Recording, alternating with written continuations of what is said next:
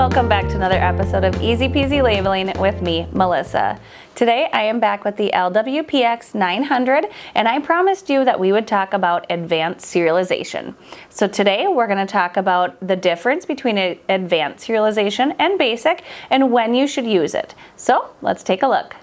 Now, when we talked about basic serialization, that was creating a chain of labels all with different numbers, right? Serialized number, each label had a different number on it. But advanced serialized is for when you're making serialized text on one label. So you're going to use that if you are using block 66, patch panel, or faceplate is when you're going to use the advanced serialized. So let's go ahead. Today we're going to make a faceplate label. All right, so we're gonna make a faceplate, and this one is going to be for starting at TS01, and it's gonna go up to TS12. So let's go ahead and get that started. The faceplate button is here, so I'm gonna hit faceplate. Now it's asking me the label length. So I want this one to be 6 inches long. So I'm gonna go ahead and hit that and hit return. The number of blocks I have is 12. So again, I'll hit return on that.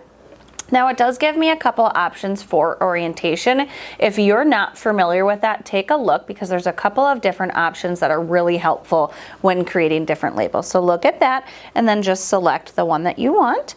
And now you'll see it's brought me here to my label. So if I just entered in, TS01, I'd have to do that for each of the blocks. Well, I don't want to do that. Let's use the advanced serialized to do that for us. So all we have to do is just use, we know the serialized button is here. So to use the advanced, we just hit shift and then the serialized button.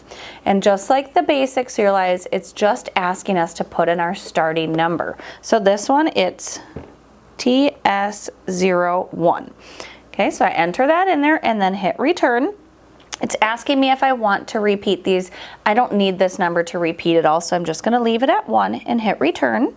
And now you'll see it's applied that to each of the blocks on this label. So I can go ahead and push print. Easy peasy. All right, and look, there's my label. Looking great. I told you it was easy to use the advanced serialize. If you have questions on the PX900, serializing text, or any other features, please feel free to reach out to us. We would love to chat with you. Thanks again, and happy labeling.